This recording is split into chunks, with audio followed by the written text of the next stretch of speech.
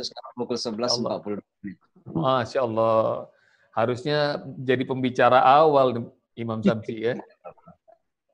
Insya Allah kita akan minta Imam Samsi untuk bicara tentang potret keluarga senior di Barat.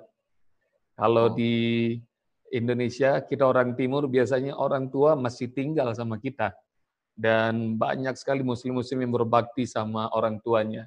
Tapi kalau di Barat, kita pengen tahu bagaimana orang-orang Barat memperlakukan orang tuanya di sana. Kepada Imam Samsi, saya persilakan. Baik, bismillahirrahmanirrahim. Assalamualaikum warahmatullahi wabarakatuh. Waalaikumsalam warahmatullahi wabarakatuh. Innal hamdalillah wa syukralillah, salatu wassalamu ala Rasulillah wa hasbunallah wa ni'mal wakil, ni'mal maula wa ni'mal nasir, la haula wa la quwata illa billah. Yang sama-sama kita hormati guru-guru kita, Profesor Din Syamsuddin, Profesor Didin Hafidudin, Ustadz Bobi, Pak Heri, Ibu Imas, dan seluruh yang hadir pada acara kajian Zoomia kita pada malam hari ini waktu New York dan pagi hari siang hari waktu Indonesia. Syukur Alhamdulillah, saya merasa bahagia bisa menemani guru-guru kita dan Bapak dan Ibu semua pada kesempatan yang sangat mulia ini, apalagi dalam sebuah acara yang sangat mulia untuk melaunching, meresmikan sebuah pondok pesantren yang unik, yang khusus ditujukan bagi lansia kita. Mudah-mudahan Allah Subhanahu wa Ta'ala memberkahi pertemuan kita, dan mudah-mudahan Allah memudahkan langkah-langkah kita, dan yang terpenting mudah-mudahan Allah kabulkan dari kita semua.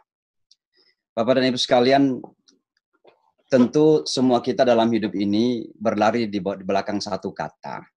Tidak ada kata yang lain. Dan kata itu adalah sukses. Semua orang ingin sukses. Dan ternyata juga Al-Quran itu semuanya bermuara kepada kesuksesan. Kalau kita membaca Al-Quran dari surah pertama sampai surah terakhir, maka sesungguhnya segala sesuatu dari perintah-perintah yang Allah sebutkan dalam Al-Quran itu membawa kita kepada kesuksesan. Alif Lam Mim, dzalikal kitabu la raiba fihi hudal lil muttaqin. Kemudian Allah menyimpulkan orang-orang yang bertakwa itu orang-orang yang sukses. Ulaika ala hudam min rabbihim wa ulaika humul muflihun. Qad aflahal mu'minun. Dan seterusnya. Ya ayyuhalladzina amanu ruk'u wasjudu wa'budu rabbakum wa fa'alul khair la'allakum tuflihun. Maka sekali lagi, semua kita ini berlari di belakang kata al-falah atau kesuksesan itu. Masalahnya kemudian adalah bahwa masing-masing kita punya definisi tentang apa itu kesuksesan. Tentu umat Islam sudah jelas definisi kesuksesan. Tapi yang menjadi masalah adalah manusia-manusia yang sedang dalam kebingungan dalam kehidupan dunianya. Dan itulah yang terjadi dalam dunia barat sekarang ini. Definisi begitu ragam. Ada yang mengatakan bahwa kesuksesan itu ketika kita sudah berhasil dalam bisnis. Ada yang berasa berhasil ketika anaknya sudah dikirim ke universitas yang paling bergengsi. Apakah itu Harvard, apakah MIT, Cornell, Princeton, dan sebagainya. Ada yang merasa sukses ketika mereka menjadi populer, itulah orang-orang Hollywood misalnya. Tapi ternyata Allah memberikan kepada kita sebuah definisi yang bersifat absolut sifatnya dalam Al-Quran. Dan definisi itu disebutkan dalam surah Ali Imran. A'udzubillahi minasyaitonirrajim. Kullu nafsin dha'iqatul maut. Semua jiwa akan merasakan kematian. Tentu ini mengejutkan. Karena di saat kita akan berbicara tentang sebuah kesuksesan, justru dimulai dengan penyebutan bahwa semua jiwa akan merasakan kematian. Kullu nafsin dha'iqatul maut.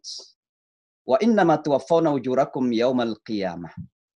Pahlamu yang sempurna itu akan diberikan hanya di hari kiamat nanti. Artinya apa? Bahwa apa yang kita lakukan dalam dunia ini tidak selalu promising. Saya sering mengingatkan kepada teman-teman imigran yang datang ke Amerika Serikat, betapa Amerika ini kerap kali diberikan gelar sebagai the land of dream. Pulau impian. Dan saya selalu mengatakan silahkan bermimpi. Silahkan bermimpi setinggi langit. Tapi percayalah bahwa Amerika tidak akan bisa memberikan balasan kepada impian-impian kita yang indah-indah itu. Kenapa? Karena dunia ini secara totalitas tidak bisa memberikan impian kita. Kenapa? Jawabannya sangat sederhana. Keinginan manusia itu tiada batas. Sementara dunia ini sangat terbatas. Dan oleh karenanya kalau kita bermimpi untuk menemukan sebuah impian kita dengan dunia ini, kita akan putus asa pada akhirnya. Itulah sebabnya Allah menegaskan pertama kali, wa innama tuwaffawna ujurakum yaumal qiyamah. Lalu kemudian Al-Quran mengatakan, "Faman zuhziha 'anil nar", maka barang siapa yang diselamatkan dari api neraka, wa udkhilal jannah, dan dimasukkan ke dalam surga, faqad faz, maka sungguh dia telah beruntung. Maka keberuntungan yang sungguhnya, kesuksesan yang sungguhnya adalah ketika sudah kita berada dalam surganya Allah Subhanahu wa taala. Dan untuk kita berada dalam surganya Allah Subhanahu wa taala, pertama kali kita harus selamat dari api neraka itu. Kenapa Allah menyebutkan pertama kali selamat dari api neraka baru masuk ke dalam surga? Karena seandainya kita menghitung-hitung seluruh amalan-amalan kebaikan kita ini, maka amalan kita tidak akan menjamin kita untuk masuk surga. Itulah sebabnya yang menjamin kita masuk surga adalah rahmah dan kasihnya Allah Subhanahu wa taala. Amalan-amalan yang kita lakukan adalah upaya untuk kita mendapatkan rahmatnya Allah Subhanahu wa taala. Mudah-mudahan Ibu Imas, mudah-mudahan Pak Eri dan semua yang muwakif pada malam hari ini yang hadir ya telah menemukan pintu-pintu kerahmatan Allah Subhanahu wa taala itu. Nah, Bapak dan Ibu sekalian, kembali kepada tema yang diberikan dan ini singkat sekali tentang kehidupan lansia di dunia barat. Memang salah satu hal yang disebutkan dalam Al-Qur'an itu adalah bahwa keluarga kita itu, anak-anak kita itu, generasi kita itu bisa menjadi dua ujung pedang. Bisa menjadi keberkahan, tapi sekaligus juga bisa menjadi musuh-musuh bagi kita. Inna min amwalikum inna min azwajikum wa auladikum ma'dul lakum. Boleh jadi ada di antara pasangan-pasangan kamu itu dan anak-anak kamu itu musuh-musuh kamu. Nah, kalau kita melihat kehidupan orang-orang barat ini, maka sesungguhnya mereka sedang berada dalam sebuah penderitaan yang tiada ujung. Dan awalnya itu adalah karena terjadi apa yang disebut dengan tughyan dalam kehidupan. Fa amma man tagha wa athara al-hayata ad-dunya fa innal jahima hiyal ma'wa. Maka barang siapa yang melakukan tughyan, melampaui batas-batas dalam kehidupan ini, dikarenakan atharul hayatad dunya, mencintai dunia yang berlebihan, cinta dunia sesungguhnya nggak ada masalah. Orang cinta rumahnya, orang cinta keluarganya, orang cinta mobilnya, orang cinta jabatannya, silakan saja. Yang menjadi masalah itu zaman itu, hubban zaman itu. Yang saya istilahkan adalah cinta yang radikal, berlebih-lebihan.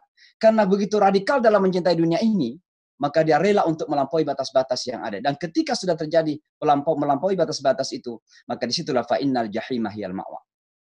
Terjadilah jahanam-jahanam dalam kehidupan itu. Maka kalau kita melihat dalam kehidupan keluarga yang ada di Amerika Serikat ini, begitu banyak jahanam yang terjadi. Coba deh kalau kita jalan-jalan di sore hari Central Park misalnya, saya beberapa kali lari sore, saya suka jogging. Lalu saya melihat ada, kalau di sini orang tua disebut senior citizen. Dia orang tua itu, umur yang sudah 65-an ke atas gitu, senior citizen. Kita lihat mereka duduk di pinggir-pinggir park. Ketika ada anak yang lewat, bisa kita melihat betapa gitu ya, manis hatinya ingin sekali memeluk anak itu. Kenapa?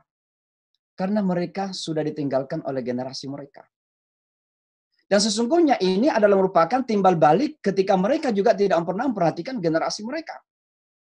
Itulah sebabnya kalau kita melihat doa Rasulullah, doa Islam, mendoakan orang tua. Rasulullah mengatakan, Rabbi ghafirli wali walidayya, Al-Quran ya, Rabbi ghafirli wali walidayya warhamhuma kama rabbayani saghira. Kata kama ini begitu sangat krusial. Kalau orang tua ingin diperhatikan anaknya, maka orang tua harus memperhatikan anaknya.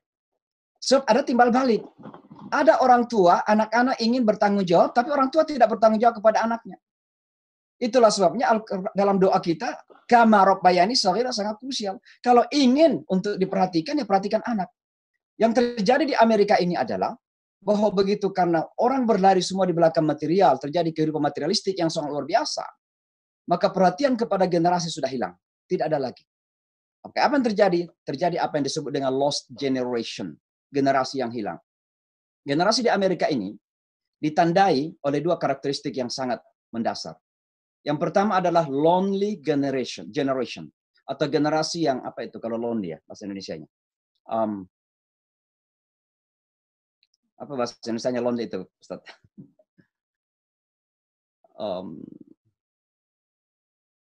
Lonely generation. Jadi karena tidak menemukan kasih sayang, ya, mulai dari tidak disusui, ya, karena ibu-ibu takut kecantikannya hilang kalau menyusui anaknya, maka anak-anak pun tidak disusui. Padahal menyusui anak itu bukan sekedar memberikan makanan fisik. Tapi sesungguhnya yang terpenting adalah mentransfer rahmat dan kasih sayang kepada anak tersebut. Karena kedekatan antara anak dan ibu adalah ketika menyusui. Itulah sebabnya digambarkan dalam Al-Quran, ketika terjadi hari kiamat, maka ibu-ibu yang sedang dekat kepada anaknya itu dilempar pun sedemikian dahsyatnya hari kiamat itu. Terjadi kedekatan intim antara seorang anak dan ibu ketika menyusui. Orang-orang ibu-ibu di barat tidak mau menyusui anaknya lagi. Kenapa? Karena takut kecantikannya terganggu. Tentu juga karena memburu profesional, karir yang mereka buru. Maka anak-anak tidak memiliki rasa kasih. Mereka merasa lonely dalam kehidupan ini. Yang kedua, angry.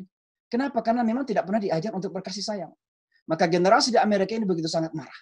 Sehingga apa yang terjadi, begitu mereka berumur 18 tahun ke atas, 20 tahun ke atas, merasa I'm independent. Saya sudah bisa berdiri sendiri, maka saya tidak perlu lagi orang tua.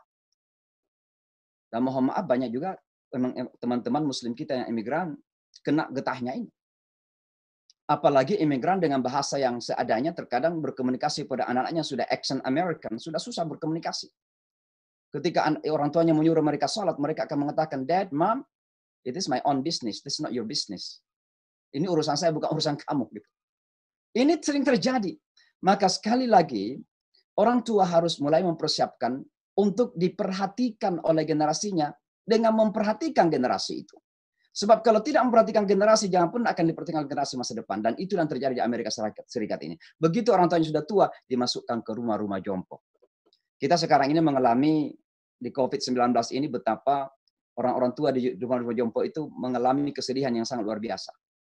Sedangkan tidak ada COVID-19 saja, jarang ditemui oleh keluarganya, anak-anaknya. Apalagi dengan COVID-19 ini, mereka tidak pernah ditemui. Maka kami orang Islam sekarang ini mempergunakan kesempatan. Apa yang kami lakukan? Kami justru minta izin kepada rumah jompo untuk datang. Dan terkadang hanya membacakan cerita-cerita kepada orang tua itu. Ada antara orang-orang kita. Ini bagian dari dakwah kita.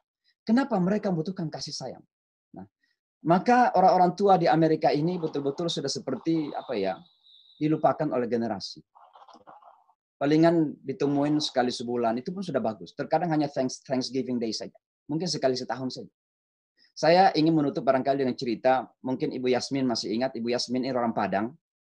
Beberapa tahun yang lalu, ketika saya menjadi imam di Islamic Center New York, ada seseorang yang menelpon saya dengan accent bahasa Amerika, ya, perempuan.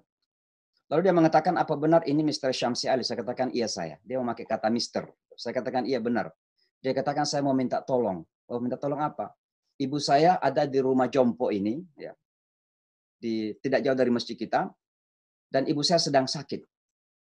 Datanglah saya ke rumah jompo itu, saya lihat ibunya sedang sakarat sebenarnya. Maka segera saya kemudian minta kepada kantor rumah jompo itu agar menelpon anak tersebut, perempuan tersebut. Apa jawabannya? Mohon maaf, saya masih sibuk, tolong dibantu dan diurus segala sesuatu yang diperlukan. Lalu saya tanya, apa yang spesifik diperlukan ibunya? Katanya, ibu saya itu Muslim dan dia berpesan kalau meninggal, tolong diurus mayatnya secara Islam. Lalu saya tanya, kamu agamanya apa? Dia diam saja. Nah, lalu kemudian saya membacakan, ya, mentalqin ibu itu, membaca surah Yasin di samping ibu tersebut. Lalu kemudian saya tinggalkan, dan saya kemudian menyampaikan ke beberapa orang Padang. Karena ibu ini ternyata orang Padang. Termasuk Ibu Des, ya, kalau Ibu Yasmin mungkin, kalau nggak salah Ibu Yasmin juga datang ketika itu. Lalu keesokan harinya ternyata beliau meninggal. Lalu saya telepon anak tersebut. Ternyata masih mengatakan bahwa dia masih sibuk. Tolong diurus, karena rumah jompo itu sudah menerima sebenarnya ongkos untuk pengurusan mayat ibunya. Bayangkan, seorang keturunan Indonesia tapi dia lahir di Amerika, tidak memiliki lagi rasa kasih kepada ibu. Itu yang terjadi. Kenapa? Karena merasa seolah orang tua sudah ada di rumah jompo, makanannya sudah diurus, tempat tinggalnya mewah, rumah jompo yang mewah ini. Padahal ibu orang tua kita ketika tua, mereka itu mohon maaf ingin diperlakukan seperti dulu waktu kecil. Makanya kamarot bayani saghira itu betul-betul terjadi. Sebagaimana orang tua kita memberikan kasih sayang kepada kita, orang tua membutuhkan kasih sayang seperti itu. Maka Al-Quran mengatakan, imma yablughanna indaka ahaduhuma aw kilahu. Apa itu Ustaz Bobby? Oke, dalam Al-Quran dikatakan indah, ya, dan penekanannya saja indah, ya. Nah, kata indah itu menunjukkan bahwa Orang tua kita harus berada di samping kita setiap saat. Semakin tua, semakin dekat dengan kita. Orang tua tidak membutuhkan makanan yang banyak. Orang tua tidak membutuhkan duit dari kita. Orang tua tidak membutuhkan rumah yang mewah. Yang mereka butuhkan adalah kasih sayang dari kita. Maka kama rabbayani shaghira ini betul-betul adalah sesuatu yang harus kita berikan kepada orang tua kita. Dan mudah-mudahan pesantren Husnul Khatimah ini Amin. bisa menjadi perpanjangan tangan daripada memberikan rasa kasih sayang kepada orang tua kita yang dibutuhkan pada saat seperti itu. Dan mudah-mudahan dengan itu mereka dalam keadaan bahagia, tenang, tentram, hingga menghadap kepada Allah Subhanahu wa taala dalam keadaan hati yang tenang. Amin. Ya, sehingga Al-Qur'an mengatakan ya, yauma la yanfa'u malun illa man atallaha biqalbin salim. Mudah-mudahan orang tua kita yang sudah masanya kepada Allah menghadap kepada Allah dengan hati yang tenang seperti ini. Saya kira demikian Ustaz Bobi, terima kasih. Mohon maaf karena saya baru dengar juga ini topiknya, temanya, jadi saya mungkin kurang terarah menyampaikan materi. Mudah-mudahan manfaatnya. Terima kasih pada guru-guru kita. Saya banyak mengambil manfaat malam ini dari Profesor Din, kemudian Profesor Hafidzuddin. Mudah-mudahan beliau-beliau diberikan umur panjang, keberkahan dalam hidup insya Allah. Dan kemanfaatan lebih. Luar biasa, itu kisah terakhir itu, heart touching itu Imam Samsi. Saya ingin